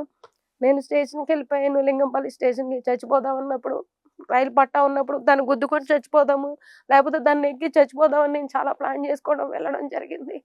దేవుడు ట్రైన్ దగ్గరికి వెళ్తున్నప్పుడు ఎవరో లాగి గుంజేసి నన్ను బయటికి లాగినట్టు లాగారు. దేవుడు అప్పుడు కూడా నన్ను బ్రతికించాడు. సెకండ్ టైమ్ ఏమైందంటే శంకరపల్లి అనే రోడ్‌లో నేను ఆఫ్టర్ 6 తర్వాత ఆ రోడ్‌లోకి ఎవ్వరు వెళ్ళరు. నేను బండి తీసి మిడ్‌నైట్‌లో నేను ఏ లారీ గుద్దేసుకొని స్పీడ్‌గా ఎళ్లి గుద్దేసుకొని చచ్చిపోవాలనుకున్నాను. కానీ దేవుడి దయ ద్వారా అప్పుడు కూడా తన కృపను బట్టి నాకు తెలిసిన వాళ్ళు అదే నైట్‌లో నాకు రావటం, "నువ్వేంటమ్మా ఈ టైంలో రావచ్చా అసలు నువ్వు? ఎంత మంచి అమ్మాయివి ఈ టైంలో రోడ్డు మీదకొస్తావా?" అని చెప్పేసి వాళ్ళు తీసుకొచ్చి నన్ను ఇంట్లో డ్రాప్ చేయడం జరిగింది. అప్పుడు కూడా తన దూతల నుంచి నన్ను ఇంటికి తీసుకొచ్చాడు. అప్పుడు కూడా నా ప్రాణాన్ని కాపాడాడు. నెక్స్ట్ ఏమేంటంటే నా బట్టలన్నీ కుప్పేసుకొని నేను అంటించుకున్నాను. అంటించుకున్నప్పుడు కూడా దేవుడు నాతో మాట్లాడాడు. "నువ్వు చనిపోకూడదు. నువ్వు బ్రతకాలి. నా కోసం బ్రతకాలన్నప్పుడు కూడా అప్పుడు కూడా నన్ను 3 సార్లు ట్రై చేశాను. 3 సార్లు అయినప్పుడు కూడా దేవుడు నన్ను బ్రతికించాడు. ఎన్నో సార్లు నాకు హెల్త్ ఇష్యూస్ వచ్చినియి. నాకు బ్లడ్ ప్రాబ్లమ్ ఉండేది అని. నాకు గూడా బ్లడ్ చాలా తక్కువగా ఉండడం వల్ల 3 టైమ్స్, 4 టైమ్స్ ఆహ్, కూడా నేను అడ్మిట్ చేయడం జరిగింది. సాతాను ఎందుకంటే తను ఏర్పరచుకున్న బిడ్డల మీద అటాక్ ఉంటది కాబట్టి, ఎప్పుడు గూడా నేను జాబ్ చేసేటప్పుడు గూడా నాకు యాక్సిడెంట్ అయింది ఒకసారి. యాక్సిడెంట్ అయినప్పుడు గూడా నేను కింద పడడం జరిగింది. ఇక్కడ స్టిచెస్ పడ్డాయి. అప్పుడు కూడా దేవుడు మహా కృపను బట్టి నన్ను రక్షించాడు, కాపాడాడు. నాకు స్వస్థత ఇచ్చాడు. నేను మరలా జాబ్ చేస్తా ఉండేదాన్ని. తర్వాత ఎప్పుడైతే నా భర్త క్యాన్సర్ వచ్చిన తర్వాత ఫస్ట్ నార్మల్ రిపోర్ట్స్ వచ్చిన తర్వాత మరలా కెళ్ళినప్పుడు మరలా గూడా నేను అద్భుతంగా మేము ఇద్దరం సంతోషంగా దేవుడిలో మేము సంతోషిస్తున్నప్పుడు, ఆనందిస్తున్నప్పుడు మరలా నెక్స్ట్ డే నా భర్త జాబ్‌కెళ్ళినప్పుడు నేను ఇంట్లో ఉండి ప్రేయర్ చేస్తున్నప్పుడు ఒకరోజు నేను మా ఇంటి మీద ఉన్న మెట్ల మీద నుంచి నేను కింద పడడం జరిగింది. ఎ కింద పడినప్పుడు నాకు చెయ్యి ఇరిగిపోయిందని చెప్పేసి ఆల్రెడీ నాకు తెలుస్తుంది. కాకపోతే నాకు చెయ్యి ఇరిగింది ఆ రోజు. మళ్ళీ నా భర్తకి నేను ఫోన్ పిలవడం, హాస్పిటల్‌కి తీసుకెళ్ళటం, కట్టేపించడం జరిగింది. కట్టేపించినప్పుడు ఆయనేమన్నాడంటే కట్టేసే వ్యక్తి, "ఈ అమ్మాయికి 2 బోన్స్ విరిగిపోయాయి. ఈ అమ్మాయికి సర్జరీ చేయాల్సిందే" అని చెప్పేసి కట్టేసే వ్యక్తి చెప్పినప్పుడు, మరలా మేము జర్మన్ 10 అనే హాస్పిటల్‌కి దేవుడు మహాకృప ద్వారా తీసుకెళ్ళాడు. అప్పుడు గూడా మా చేతిలో చిల్లి గవ్వ అనేది లేదు. ఎందుకంటే దీనికి ముందే 2 మంత్స్ బిఫోరే నా భర్తకి సర్జరీ జేయడం జరిగింది. 4,50,000 అయిందప్పుడు తన సర్జరీకి. ఇంకా చాలా ఖర్చులయ్యాయి. ట్రీట్‌మెంట్‌లో ఎన్నో హాస్పిటల్‌లో ఎన్నో తిప్పాము ఆయనకి. చాలా అమౌంట్‌తో ఖర్చు పెట్టాము. అప్పుడు గూడా మా దగ్గర డబ్బులు లేవు. నాకు సర్జరీకైతే స్కానింగ్‌లయన్నీ తీయడానికి గూడా మా దగ్గర డబ్బులు లేనప్పుడు టైంలో సర్జరీ అంటే మాకు 2,00,000 అవుతదని చెప్పినప్పుడు నా భర్త నేను గూడా చాలా బాధపడేవాళ్ళం. ఏం చేయాలో ఆయనకి కూడా తెలిసేది కాదు. నాకు గూడా తెలిసేది కాదు. జరమంటైనా హాస్పిటల్‌కి తీసుకెళ్ళినప్పుడు మా దగ్గర డబ్బులు లేవు గదా! మేము ఇంటికెళ్ళిపోదాం రేపొచ్చి చూసుకుందాం అని జెప్పేసి మేమనుకుంటున్నప్పుడు అతను బాగా మమ్మల్ని మీద ప్రెషర్ పెట్టి మీరు ఉండండి. మీరు ఆఫీస్‌లో మాట్లాడుకోండి. ఇన్సూరెన్స్ వచ్చేలాగా చూడండి అని జెప్పేసి తన ఆలోచన ఇవ్వడం జరిగింది మా హస్బెండ్‌కి. మా హస్బెండ్ మరలా తన ఆఫీస్‌కి ఫోన్ జేసి ఇన్సూరెన్స్ వచ్చేలాగా దేవుడు మహా కృపను బట్టి అద్భుతంగా నాకు సర్జరీ జరిగింది. ఎందుకంటే మీకు ఇక్కడ సర్జరీ అయింది. మేజర్ సర్జరీ అయింది నాకు గూడా. టూ ఇక్కడ గూడా సర్జరీ జరిగింది. చాలా పెయిన్ తట్టుకోలేకపోయేదాన్ని నేను. ఈ పెయిన్ వల్ల నేను 7 డేస్ అసలు పడుకోలేదు. కూర్చోలేకపోయేదాన్ని, నుంచోలేకపోయేదాన్ని. అసలు నా సంఘము మా పాస్టర్ గారు ఎంతో ప్రార్థన చేశాడు. మా పాస్టర్ గారు 5 డేస్‌లో నీకు తగ్గిపోతదమ్మా అని చెప్పేసి ఆయన రీమా వార్డ్‌ని రిలీజ్ చేశాడు. నేను గూడా అదే పట్టుకొని దేవా 5 డేస్‌లో నాకు హీలింగ్ రావాలి, నాకు స్వస్థత రావాలి అని జెప్పేసి నేను ప్రార్థన చేసేదాన్ని. దేవుడు నేను ఏ రోజు గూడా నాకు సర్జరీ అయినా సరే, నాకు ఏదైనా సరే నేను చెయ్యి విరగ్గొట్టుకొని కూడా నాకు కట్టించుకొని కూడా నేను చర్చ్‌కి వెళ్ళేదాన్ని. ఏ ఒక్క రోజు కూడా నేను చర్చ్‌కి వెళ్ళకుండా గాని, నా భర్త గాని, నేను గాని లేము.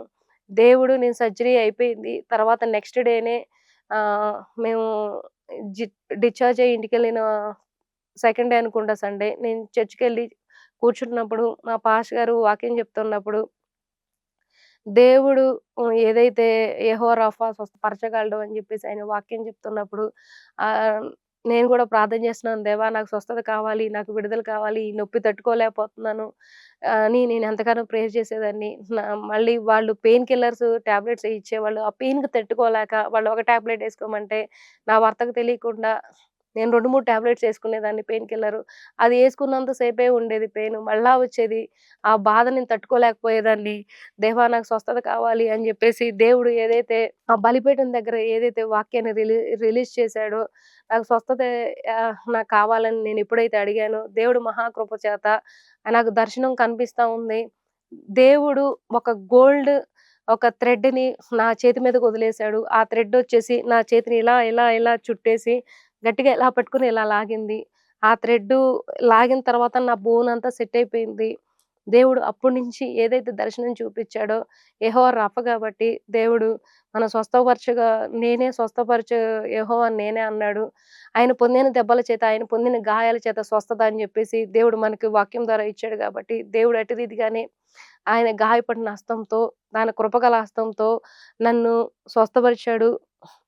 నా చేతిని స్వస్థపరిచాడు. అప్పటి నుంచి ఇప్పటి వరకు గూడా నాకు పెయిన్ ఉండేది గాదు. ఎప్పుడైతే ఆయన తాకాడో, స్వస్థపరిచాడో అప్పటి నుంచి గూడా నాకు స్వస్థతొచ్చింది. అది దేవుడి దయ మాత్రమే. నాకైనా, నా భర్తకైనా. నా భర్తకి 2 మంత్స్‌లో నార్మల్ రిపోర్ట్స్ వచ్చాయి.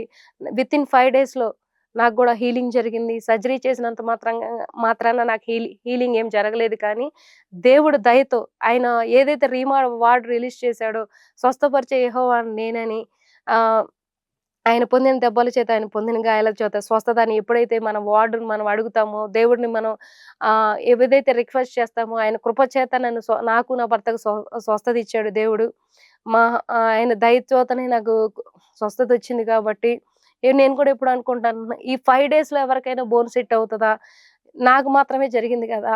అని నేను ఎప్పుడు కూడా దేవుడి యందు నేను గర్వించేదాన్ని. దేవుడి కోసం నేను ఇంకా ముందుకు వెళ్ళాలి. దేవుడి కోసం నేను ఏదైనా చెయ్యాలి అని నేను ఆలోచిస్తా పరితపిస్తా ఉన్నప్పుడు ప్రతి విషయంలో గూడా దేవుడు నువ్విలా చేయాలి, అలా చేయాలి, ఇలా రేపు ఏం జరగబోతుందో, ఈ ప్రెజెంట్ ఏం జరగబోతుందో అని ప్రతి ఒక్కటి నాకు ఆయన దర్శనాల ద్వారా, కల ద్వారా నాతో మాట్లాడుతా ఉండేవాళ్ళు. నాకు ఇలా చెయ్యి, రేపు ఇలా జరగబోతుంది కాబట్టి నువ్విలా చెయ్యి అని జెప్పేసి నాతో చెప్పేవాడు. సాతాను గూడా ఎన్నో రకాలుగా నా మీద అటాక్ చేస్తున్నాడని జెప్పేసి నాకు ఎన్నో సార్లు నాతో ఆహ్, దర్శనం చూపిస్తున్నప్పుడు నేను ఏదైతే యేసు నామంలో ఏదైతే బంధిస్తామో, మనం బంధించినప్పుడు ఆయన పరలోకమందు బంధించబడతదని మాథ్యూ 18:18 ప్రకారం ఆయన వాక్యం ఏదైతే ఉందో, ఆ వాక్యాన్ని పట్టుకొని నేను ప్రార్థన చేసినప్పుడు ఆయన కృప చేత, ఆయన దయ చేత నేనేదైతే బంధిస్తానో ఆ పరలోకమందు దేవుడు బంధించేవాడు. ఏదైతే నేను విడుదల చేసేదాన్నో అదే విడుదల జరిగేది. ఎన్నో సార్లు మా కొలీగ్స్ కానీ, స్పిరిచ్యువల్ ఫ్రెండ్స్ కానీ, ఇది జరగదు అన్నప్పుడు దాన్నే నేను గట్టిగా పట్టుకునేదాన్ని. దేవా! నువ్వు ఏదైనా చేయగలవు. నీకు అసాధ్యమైనది ఏమీ లేదు. నీ బాహుబలం ఏమీ తక్కువ లేదు గదా ప్రభువా! రక్షింపకే నేరకొండునట్లు నీ హస్తం కురచగాలేదు గదా ప్రభువా! మరి ఆకాశం నుంచి మన్నాను కురిపించిన దేవుడివి. ఎర్ర సముద్రాన్ని 2 పాయలుగా చేసిన దేవుడివి. నీకు అసాధ్యమైనది ఏమన్నా ఉన్నదా? అని నేను అడిగేదాన్ని. ఆయన అడిగిన దానికి వాళ్ళందరికి ఒక రకంగా చెప్పినప్పుడు, నేను మాత్రమే ఇది జరుగుతది అనేది నేను అడిగినప్పుడు దేవుడు అద్భుతంగా చేశాడు. ఆశ్చర్యకరంగా అద్భుతాలు, ఆశ్చర్యకార్యాలు నా ద్వారా ఎంతోమందికి ఆయన కృప చేతనే ఆయన ఆశ్చర్యకంగా స్వస్థపరిచాడు. డెలివరెన్స్ ఇచ్చేవాడు. మరి దయ్యాలతో ఉన్న వారికి విడుదలిచ్చిన దేవుడు ఆయన కృప మాత్రమే జరిగింది కాబట్టి, నా భర్తకు గూడా, నాకు గూడా ఆయన కృప తోడుంది కాబట్టి ఆయన యందు మేము విశ్వసించాము, ప్రార్థించేవారం. మరి కొంతమందిరి అనుకోవచ్చు, చనిపోయాడు గదా! ఇదేం సాక్ష్యం అని జెప్పేసి నాతో అన్నారు. మరి దావీదు 23 కీర్తనలో అంటాడు గదా! లాస్ట్ వచనంలో నేను బ్రతుకు దినములన్నీ కృపాక్షేమముల నా వెంట వచ్చును అంటాడు గదా! మరి నా భర్త బ్రతికినంత కాలం గూడా కృపాక్షేమాలే ఆయన వెంట వచ్చాయి. నా వెంట వచ్చాయి. చిరకాలం యెహోవా మందిరంలో నేను నివాసం చేసేదను అని జెప్పేసి దావీదు అన్నట్లుగా మరి చిరకాలం యెహోవా మందిరంలో నివాసం చేయాలంటే ఏం మనం భూమి మీదకి ఓన్లీ మరి యాత్రికుల్లా వచ్చాం గాబట్టి, చిరకాలం అనేది మరి ఆయన సన్నిధానంలో, ఆ పరలోకంలో ఉంటాం గాబట్టి, ఆయన తన విశ్వాసాన్ని పోగొట్టుకోలేదు. పౌలన్నట్లుగా నా విశ్వాసాన్ని నేను కాపాడుకుంటిని, నా పరుగును కడముట్టించానన్నట్లుగా, తన విశ్వాసాన్ని లాస్ట్ వరకి తను కాపాడుకున్నాడు. పరలోకంలో దేవుడితో పాటు సంతోషంగా, ఆనందంగా తను దేవుడిని ఆరాధిస్తున్నాడు. నేను నమ్ముతున్నానది. ఎందుకంటే, మన పాపాల కోసం, శాపాల కోసం, దోషాల కోసం బలియాగమైన దేవుడు. మనకి రావాల్సిన శిక్ష ఆయన భరించిన దేవుడు కాబట్టి, నేను చేసిన పాపాలు కావచ్చు, నా భర్త చేసిన పాపాలు కావచ్చు, ఎందుకంటే మనం లేచిన దగ్గర నుంచి పడుకునేంత వరకు కూడా మనం ఎన్నో పాపాలు చేస్తా ఉంటాం, శాపాలు చేస్తా ఉంటాం. కానీ దేవుడు కృప చేత ఎప్పుడైతే నిజమైన దేవుడు నజరేయుడైన యేసని మనం తెలుసుకున్నప్పుడు, మన పాపాల కోసం ప్రాణం పెట్టాడని తెలుసుకున్నప్పుడు, గుడ్ ఫ్రైడే రోజు మన కోసం చనిపోయినప్పుడు, మన కోసం ఒకటి తక్కువ మరి 40 దెబ్బలు తిన్నప్పుడు, మనకు రావాల్సిన చెడు తలంపులు, చెడు ఆలోచనల కోసం ఆయన ముళ్ళ కిరీటం ధరించినప్పుడు, ఇయన్నీ మనం సిలువలో మరి ఆయన చేసిన త్యాగాన్ని మనం గుర్తు చేసుకున్నప్పుడు, మనకు రావాల్సిన శిక్ష ఆయనకొచ్చినప్పుడు ఆయన భరించాడు కాబట్టి, మనం నీతిమంతులం కాబట్టి, మనకు రావాల్సిన శిక్ష ఆయన అనుభవించాడు కాబట్టి, మనం మన పరలోకంలో నిత్యం మనం ఉంటాము అని చెప్పేసి దేవుడు వాక్యం సెలవిస్తుంది కాబట్టి, దేవుడు వాక్య ప్రకారమే వాక్యాన్ని నమ్మాలి కాబట్టి, వాక్యాన్ని ప్రకారంగా మనం జీవించాలి కాబట్టి, నా భర్త పరలోకంలో ఉన్నాడు. అందుబట్టి నేనెంతో సంతోషిస్తున్నాను, ఆనందిస్తున్నాను. ఎందుకంటే, మనం ఎవరు ఏ రోజు ఎప్పుడనేది తెలీదు కాబట్టి, దేవుడు ఎవరికి ఎంత ఆయుష్ అనేది ఎవరికీ తెలీదు కాబట్టి, దేవుడు నా భర్తకిచ్చిన ఆయుష్‌ని బట్టి ఆయన జీవితంలో చేసిన అద్భుతాలు బట్టి, ఆయనకున్న విశ్వాసాన్ని బట్టి, మరి ఆయన విశ్వాసాన్ని మరి కాపాడుకున్నాడు కాబట్టి, అందుకు బట్టి నేను స్తుతిస్తున్నాను, ఆరాధిస్తున్నాను. నేను దేవుడిని గణపరుస్తున్నాను అందుకు బట్టి. నాకు గూడా బాధలుండొచ్చు. భర్త చనిపోయాడు గదా! అని బాధ, కుంగుబాటు ఉండొచ్చు. ప్రతి విషయంలో నన్ను బలపరుస్తూ వచ్చాడు, నన్ను ఆదరిస్తా వచ్చాడు, ప్రేమిస్తా వచ్చాడు కాబట్టి, నేను కృంగిపోయినప్పటికీ కూడా దేవుడు అంటాడు గదా! నీతిమంతుడు 7 మార్లు పడిపోయినా గూడా తిరిగి లెగుస్తాడని చెప్పేసి, నాకున్న బాధల్లో, కష్టాల్లో, కన్నీళ్ళలో నేను బాధపడినప్పుడు దేవుడు నన్ను లేవనెత్తాడు, నన్ను ఆదరించాడు, ప్రేమించాడు. హ్మ్. ఎప్పుడు గూడా నాతో మాట్లాడుతా ఉంటాడు కాబట్టి, ఆయన నిజమైన దేవుడు కాబట్టి, ఆయన తిరిగి లేచాడు కాబట్టి, మన కోసం ప్రాణం పెట్టాడు కాబట్టి, దేవుడు అద్భుతకరుడు, ఆశ్చర్యకరుడు కాబట్టి, ఎన్నో రకాలుగా మరి నా భర్త విషయంలో, నా విషయంలో చేసిన అద్భుతాలకే, ఆశ్చర్యకార్యాలకే, గొప్ప కార్యాలకే, మహత్తర కార్యాలు బట్టి దేవుడిని నేను స్తుతిస్తున్నాను, ఆరాధిస్తున్నాను. ఎన్నో సార్లు మరి నాకు బ్లడ్ తక్కువైనప్పుడు నా భర్తకు గాని ఎన్నో రకాలుగా నా బాధల్లో, కష్టాల్లో, కన్నీళ్ళు ఎప్పుడూ కూడా ఆయన తోడు ఉండి యెహోవా ఈరేగా నన్ను పోషిస్తూ మరి దేవుడు అంటాడు గదా! ఆకాశ పక్షుల కంటే మీరు శ్రేష్టమైన వారు కాదా అన్నట్లుగా మరి ఆయన మనల్ని పోషిస్తున్న దేవుడు. ఆయన బిడ్డలమైన దేవుడు. మరి సింహ పిల్లలు లేమి ఉంటాయి గానీ మీకెప్పుడు లేమి రాదన్నట్లుగా మరి దేవుడు అట్లా రీతిగా మమ్మల్ని పోషించాడు, ఆదరించాడు, ప్రేమించాడు. యెహోవా నా కాపరి నాకు లేమి కలగదు అన్నట్లుగా దావీదు భక్తుడు రాసినట్టుగా మాకు గూడా ఎప్పుడు గూడా లేమి ఉండేది కాదు. నేను ఎప్పుడు అడిగితే అప్పుడు ఏది కావాలంటే అది అడిగితే దేవుడు మరి 23వ కీర్తన ద్వారానే నేను ఏది కావాలంటే అది 23వ కీర్తన నేను ధ్యానిస్తా ఉండేదాన్ని, ప్రార్థిస్తా ఉండేదాన్ని. ఆయన లేమి లేకుండా నన్ను పోషిస్తున్నాడు, ఆదరిస్తున్నాడు. ప్రతి సమస్యలో నాకున్నాడు, తోడున్నాడు. మరి ద్వితీయోపదేశకాండం 28వ అధ్యాయంలో సాతాను ఒక ద్వారాన్నొస్తే వాడు 7 ద్వారాల్లో పారిపోతాడన్నట్లుగా, మరి ఆకాశము తెరిచి మంచి ధననిధి ఇస్తానన్నట్లుగా, ప్రతి విషయంలో నేను ఎప్పుడైతే ఇంత కావాలి, ఏ ప్రాబ్లమ్ వచ్చినా దేవా నువ్వున్నావు గదా! నేను ఏదైతే రీమో వాటిని రిలీజ్ చేస్తానో అట్టి రీతిగా దేవుడు నేనేదైతే పలుకుతానో దేవుడు అంటాడు నాకు ఒక్కటే ఒకడు మాట్లాడాడు తన దర్శనం ద్వారా. ఎప్పుడంటే నేను రక్షణలోకొచ్చినప్పుడు ఇర్మీయా గ్రంథం 1వ అధ్యాయం 5వ వచనం ప్రకారం దేవుడు నీ నోట నా మాటనుంచాను. నిన్ను పెళ్లగించడానికి, విరగ్గొట్టడానికి, విరగ్గొట్టడానికి, కట్టడానికి, నాటడానికి అని చెప్పేసి నాతో మాట్లాడాడు. నువ్వు జనములకు ప్రవక్తగా నేను చేస్తానని చెప్పేసి నాతో మాట్లాడాడు కాబట్టి, ఆ మాట ద్వారానే నా నోట తన మాట ఉంచాడని నాతో ఎప్పుడైతే మాట్లాడాడో, నేనేదైతే పలుకుతానో 100కి 100% అది చేస్తాడు. మరి అలాగే చేస్తా వచ్చాడు. నా కన్నీళ్ళలో, కష్టాల్లో, సంతోషంలో ఎప్పుడు గూడా దేవుడు నాకు తోడున్నాడు. నన్ను తనకు జనములో ప్రవక్తిగా చేసిన దేవుడు. "నువ్వెప్పుడు గూడా భయపడకు, జడియకు, నేనున్నాను నీకు దిగులు పడకు" అని జెప్పేసి యెహోషువతో మాట్లాడినప్పుడు నాతో గూడా అదే మాట మాట్లాడాడు. ఏ మనుషుడు గూడా నీ ముందు నిలవజాలడు అని జెప్పేసి నాతో మాట్లాడాడు. అప్పటి నుంచి గూడా ఎన్నో పోరాటాలు, కష్టాలు, కన్నీళ్ళొచ్చినప్పుడు ఆఫీస్‌లో గావచ్చు, స్పిరిచువల్‌గా గావచ్చు, మరి అప్పుల పరంగా గావచ్చు, మరి ఎన్నో రకాలుగా నాకు సాతాను శోధనలో వాడు ఎన్నో రకాలుగా నా మీద ప్రయత్నాలు అటాక్ చేసినప్పుడు నేను ఇదే మాట పట్టుకునే ప్రార్థన చేసేదాన్ని. దేవా ఏ మనుషుడు గూడా నా ముందు నిలవజాలలేడు అని జెప్పేసి నువ్వు వాగ్దానం ఇచ్చావు గదా! మరి ఈ అపవాది క్రియలు, అంధకార శక్తులు మనుషులే గాదు అంధకార శక్తులు గాని నా ముందు నిలవజాలటానికి వీల్లేదని జెప్పేసి నేను ప్రార్థన చేసేదాన్ని. దేవుడు మహాకృప చేత తన వాక్యం ఏదైతే ఉందో ఏదైతే పలుకుతానో అట్టి రీతిగా అపవాది క్రియలు లయపరచబడాయి. అంధకార శక్తులు లయమైపోయాయి. ఏ మనుషులైతే నా ముందు ఎలాగైతే బాధించారో ఆ మనుషులే మరి నన్ను ప్రేయర్ రిక్వెస్ట్ అడిగేవాళ్ళు, హెల్ప్ చేయమని అడిగేవారు.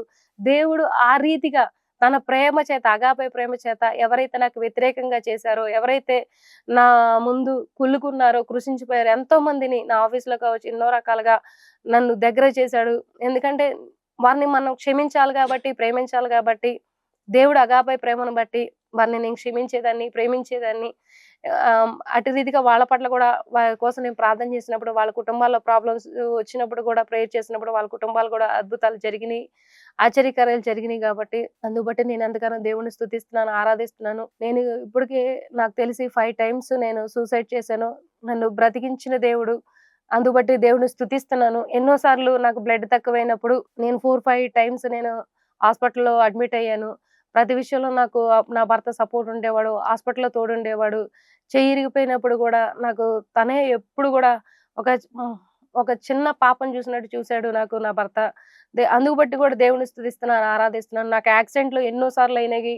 ప్రతి విషయంలో గూడా పకటి వెంట దెబ్బనైనను రాత్రి వెన్నుల దెబ్బలైనా తగలకుండా తన మేఘస్తంభం, అగ్నిస్తంభం నాకుంచి నన్ను కాపాడుతా వస్తున్నాడు.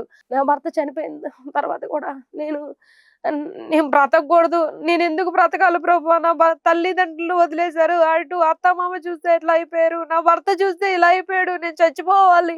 నా వల్ల కాదు. నేను ఇది భరించలేనని చెప్పేసి నేను చచ్చిపోదామని చాలా ప్లాన్ చేశాను నా భర్త చనిపోయినప్పుడు. దేవుడన్నాడు, "నువ్వు బ్రతకాలి. నా కోసం బ్రతకాలి" అని చెప్పేసి అనేవాడు. కాకపోతే నేను ఎలా చనిపోదామా? ఎలా చస్తే ఎట్లా బావుంటదా? అని ఎన్నో రకాలుగా ఆలోచించేదాన్ని. కానీ ఎప్పుడు కూడా తన మాట ద్వారా నా కోసం బ్రతకాలి. నా కోసం నువ్వు జీవించాలి. నా సేవ చేయాలని చెప్పేసి నన్నెప్పుడు కూడా బలపరుస్తూ ఉండేవాడు.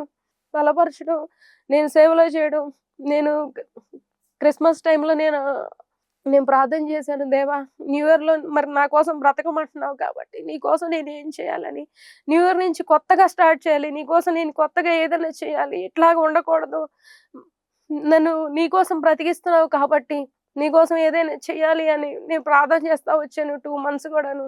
2 మంత్స్ కూడా దేవుడు నా అద్భుతంగా, తను ఆశ్చర్యకరంగా నాకేం చేయాలో తెలియనప్పుడు, నా భర్త గారు ఎప్పుడైతే ఫస్టు హీలింగ్ వచ్చినప్పుడు వితౌట్ కీమోస్ ద్వారా హీల్ అయినప్పుడు, నేను ఈ సాక్ష్యాన్ని యూట్యూబ్‌లో పెట్టాలని చెప్పేసి నాతో ఎన్నో సార్లు చెప్పేవాడు. నేను అది మర్చిపోయాను తను చనిపోయిన తర్వాత. న్యూ ఇయర్ స్టార్ట్ అయిన తర్వాత దేవుడు అది గుర్తు చేశాడు. "నువ్వు యూట్యూబ్‌లో టెస్టిమనీ పెట్టు. యూట్యూబ్‌లో నువ్వు వాక్యాలు రెడీ చెయ్యి" అని చెప్పేసి ఏదైతే అని చెప్పాడో అది నాకు గుర్తు చేశాడు దేవుడు. మా పాస్టర్ గారితో నేను డిస్కస్ చేశాను. "అన్న, ఇలా పెట్టాలనుకుంటున్నప్పుడు" మా పాస్టర్ గారితో చెప్పినప్పుడు, "అమ్మ, నువ్వు ముందుకెళ్ళిపో" అని చెప్పేసి అన్నారు. అప్పటినుంచి అందువల్ల నేను మా భర్త గారి సాక్ష్యం, నా సాక్ష్యం నేను తీసుకొస్తున్నాను. ఇంకా చెప్పాలంటే చాలా సాక్ష్యం ఉంది. చెప్పడానికి ఒక రోజులోనే చెప్పొచ్చు. దేవుడు నన్ను ఎలా ఆదరించాడు, ఎలా ప్రేమించాడు అనేది స్టెప్ బై స్టెప్పే చెప్పాలని నాకు ఆశ ఉంది. తను ఎలా ప్రేమించాడు, నేను ప్రతి ఒక్క బంధకం ఎలా తెగిపోయింది నాకు. నాకు మంత్రాలు, తంత్రాలు, చేతబడులు, చిల్లంగనంటే చాలా భయం. వాటినన్నిటిని ఎలా విడిపించాడో అనేది నన్ను దేవుడు తన కృప ద్వారానే ఎంతగానో నన్ను ఆదరించేవాడు. ప్రేమించేవాడు గాబట్టి అన్ని బంధకాల నుంచి నన్ను విడిపించి మరి మరి పక్షిరాజు యవ్వనం వలె నాకిచ్చి తన సన్నిధానంలో ఎప్పుడు సదాకాలం తన మందిరంలో నివసిస్తానన్నట్లుగా ఎప్పుడు గూడా నేను తన మందిరంలో ఉంటాను. తన మందిరంలో నేను సేవ చేయడానికి, పరిచర్య చేయడానికి నాకు అవకాశం ఇచ్చాడు. ఇప్పుడు నేను దేవుడి సన్నిధానంలో ఉంటూ దేవుడు పరిచర్య చేస్తూ చాలా సంతోషంగా ఉన్నాను దేవుడిలో. అందుబట్టి దేవాతి దేవునికి మహిమ కలుగును గాక. నేను జాబ్ చేస్తున్నాను ప్రెజెంటు. నాకు జాబ్‌లో గూడా నాకు సంతోషం ఉంది. ఎందుకంటే నాకు తర్వాత నా భర్త చనిపోయిన తర్వాత నాకు హెల్త్ ఇష్యూ వచ్చింది. ఐరన్ డెఫిషియన్సీ వల్ల నేను బాగా వెయిట్ పెరగటం, చాలా మరి బాడీ పెయిన్స్ రావడం వల్ల నేను జాబ్ చేయలేకపోయాను. అక్టోబర్ 1కి నేను జాబ్ మానేయడం జరిగింది. 3 months October, November, December 3 months గూడా నేను జాబ్ మానేసి ఇంట్లో ఉండి ప్రార్థన చేస్తున్నప్పుడు మరి మా పాస్టర్ గారి ద్వారా మరి ఎస్తేరు గ్రంథం చెప్తున్నప్పుడు ఏదైతే హామాను ఉరికొయ్యి రేపు వాడికి ఉరికొయ్యి ఉంటదని చెప్పేసి వాక్యం ఏదైతే వచ్చిందో ఆ రోజు జనవరి 1 రోజు ఆయన వాక్యాన్ని వార్డ్‌ని రిలీజ్ చేశాడు. మీ జీవితాల్లో కూడా హామాన్ అనే సాతాను క్రియలు రేపటితో సమాప్తం అవుతాయి ఇదే టైంకి అన్నప్పుడు, నేను అదే టైంకి నా జీవితంలో కూడా ప్రభువా హామా లాంటి దుష్ట దురాత్మ అంధకార శక్తులు అన్నీ కూడా లయమైపోవాలని ఆ రీమా వార్డ్‌ని పట్టుకొని నేను ప్రార్థన చేశాను. నెక్స్ట్ డే సెకండ్ రోజున నాకు అద్భుతంగా మరలా జాబ్ వచ్చింది. నేను జాబ్‌లో జాయిన్ అవ్వడం జరిగింది. సంతోషంగా నేను జాబ్ చేస్తున్నాను. ఆనందకరంగా నేను జాబ్ చేస్తున్నాను. దేవుడి సన్నిధానంలో ఉంటున్నాను. నేను దేవుడిలో ఇలాగా నేను చాలా ఉండడం జరిగింది. ఎందుకంటే నేను మరి ఇప్పుడు ఈ బాధల్లో, ఈ కష్టాల్లో మరి దేవుడి సన్నిధిలో నేను ఎలా ఉంటున్నానంటే కేవలం దేవుడి కృపే. నాలో ఏమీ లేదు కాబట్టి దేవుడు తన మహాకృపను నాకిచ్చి నా భర్త పోయినప్పటికీ, ఒక పక్కన నా తల్లిదండ్రులు లేనప్పటికీ, నా అత్తమామలు లేనప్పటికీ, నన్ను అందరూ వదిలేసినప్పటికీ, దేవుడు తన కృప చేత నన్ను ఆవరించి బ్రతికిస్తున్నాడు. తన సేవలో, పరిచర్యలో అద్భుతంగా వాడుకుంటున్నాడు. అందుకు బట్టి దేవాది దేవునికి వందనాలు, స్తుతులు, స్తోత్రం చెల్లిస్తున్నాను.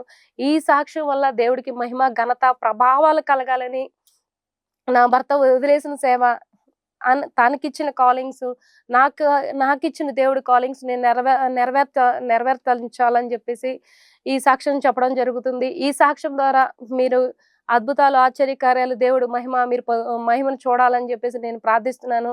దేవాతి దేవునికి మహిమ, ఘనత, ప్రభావం కలుగును గాక. Amen. Thank you so much.